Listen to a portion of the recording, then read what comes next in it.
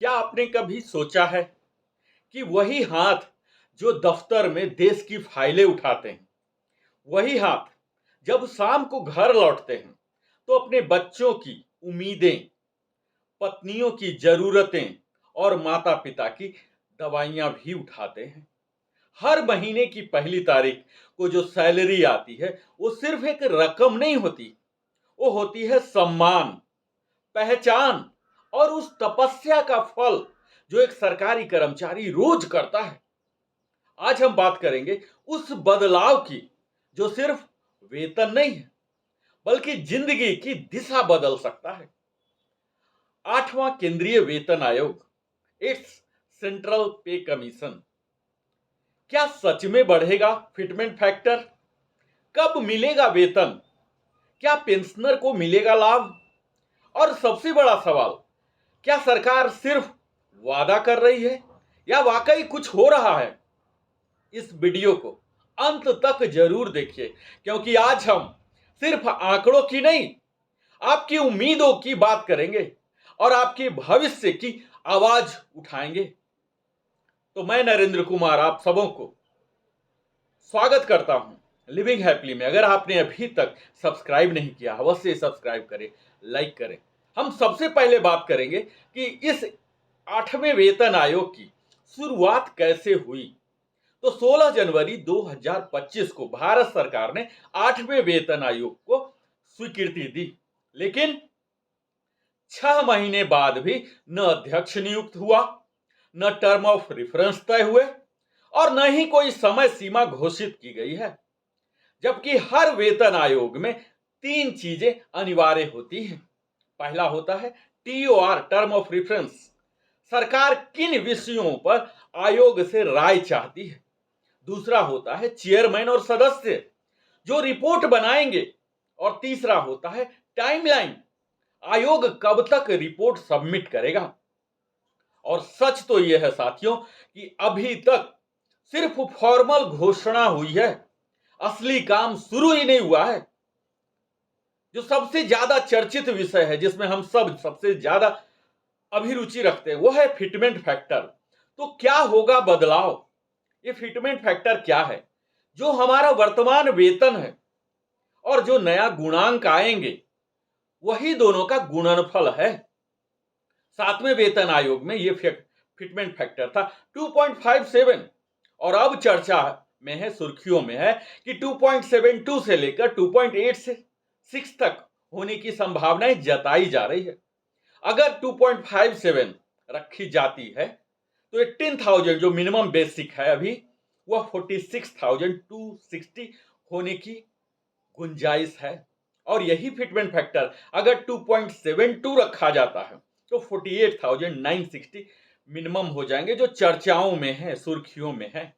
और कर्मचारी संगठनों की मांग तो है 2.86 तक। अगर इसे मान लिया जाए तो मिनिमम बेसिक पेंशन 51,480 हो जाने की कयास लगाई जा रही है। हालांकि कुछ जानकारों का ऐसा भी मानना है, जो कि थोड़ी सी नकारात्मक सोच रखते हैं, 1.92 होने की संभावनाएं। खैर, अभी जब तक नहीं आया तब तक हम सब इस आजाद देश में अपना विचार रखने को तो आजाद हैं ही। यानी आप यह कह सकते हैं कि जो आज 18,000 मिनिमम बेसिक है, वह 51,000 तक की उम्मीद तो की ही जा सकती है। और यह केवल वेतन नहीं, हमारा सम्मान, सुरक्षा और आत्मनिर्भरता का प्रश्न है। अब आप सोचेंगे, जैसा कि हमारे अधिकतम व्यूअर पेंशनर हैं, तो उनमें क्या बदलाव होगा। तो उनके लिए मैं विशेष सेगमेंट बनाया हूं।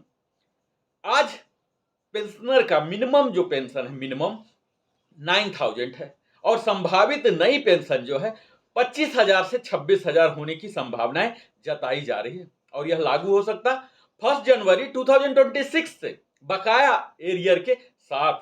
और अगर आप सेवा में हैं या रिटायर हो चुके हैं और 1 जनवरी 26 तक जीवित हैं, जो कि आप निश्चित रहेंगे ही, तो आपको एरियर भी मिलेगा।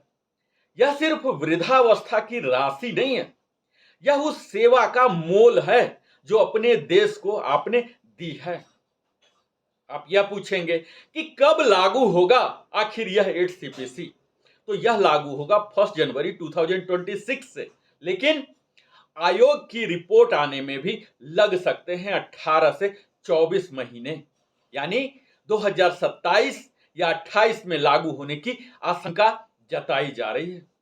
7वां वेतन आयोग भी 2014 में बना था, लेकिन लागू हुआ 2016 में, और इतिहास खुद को दोहरा सकता है। आप जानना चाहेंगे कि आखिर देरी का कारण क्या है? इसके पीछे राजनीति तो नहीं है? देरी क्यों हो रही है? तारीख पर तारीख क्यों हो रही है? तो आप सब अवगत होंगे कि सरकार चुनावी वादों में व्यस्त है। आर्थिक घाटा, जो फिजिकल डेफिसिट होता है, यह बढ़ा हुआ है। टीओआर, टर्म ऑफ रेफरेंस, अभी तक तय नहीं हुआ, और यूनियन और सरकार के बीच संवाद या तो नगण्य मात्र है या बड़ा ही धीमी गति से हो रही है। कर्मचारी संगठनों ने ज्ञापन सौंपना और धरना देना शुरू कर दिया है, क्योंकि जब सुनवाई नहीं होती तो आवाज उठानी पड़ती है। तो क्या यह गेम चेंजर हो सकता है?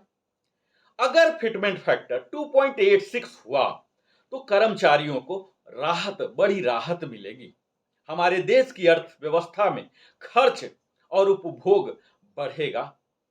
छोटे शहरों में भी मांग तेजी से आएगी और पेंशनर को गरिमा से जीने का अवसर मिलेगा। लेकिन अगर देरी जारी रही तो कर्मचारी हताश होंगे, यूनियनों में आक्रोश बढ़ेगा और सरकार पर दबाव बढ़ेगा। दोस्तों, ये वेतन सिर्फ तनख्वाह नहीं होता, वो होता है आपकी निष्ठा का पुरस्कार, वो होता है आपके पसीने की कीमत, वो होता है उस भरोसे की गवाही जो आपने देश को 30 से 35 साल समर्पित किए। आज जब सरकार इस पर विचार कर रही है तो हमें केवल फैसले की नहीं, न्याय और समयबद्धता की उम्मीद है।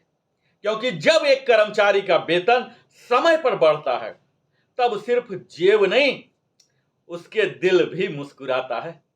और आखिर में मैं नरेंद्र कुमार, वेलनेस कंसल्टेंट, सिर्फ एक अनुरोध करता हूं, इस वीडियो को शेयर करें, अपनी यूनियन से जुड़ें और सरकार तक आवाज पहुंचाएं कि 8वें वेतन आयोग का मुद्दा अब टालने योग्य नहीं है। यह वीडियो सिर्फ आंकड़ों की बात नहीं कर रहा, यह आपके जीवन की सच्चाई बयान कर रहा। और अगर आपको इसमें अपनी झलक दिखी हो तो इस उम्मीद की मशाल को अवश्य आगे बढ़ाएं। नीचे कमेंट करके लिखें कि हमें न्याय चाहिए, देरी नहीं। हमारे चैनल लिविंग हैप्पीली को अवश्य सब्सक्राइब करें और बेल आइकन दबाएं ताकि अगला अपडेट आपसे न छूटे। बहुत बहुत धन्यवाद। मैंने बड़ा ही संक्षिप्त में आज वीडियो प्रस्तुत करने का प्रयास किया हूं, जैसा अधिकतम हमारे दर्शकों का आग्रह होता है। आज हमने कवर किया लेटेस्ट अपडेट 8 CPC का क्या है। इसी प्रकार मैं तमाम उस लेटेस्ट अपडेट के साथ आपके समक्ष आते रहूंगा। तब तक बहुत बहुत धन्यवाद आपका बहुमूल्य समय देने के लिए। फिर से मिलता हूं। जय हिंद, जय भारत, वंदे।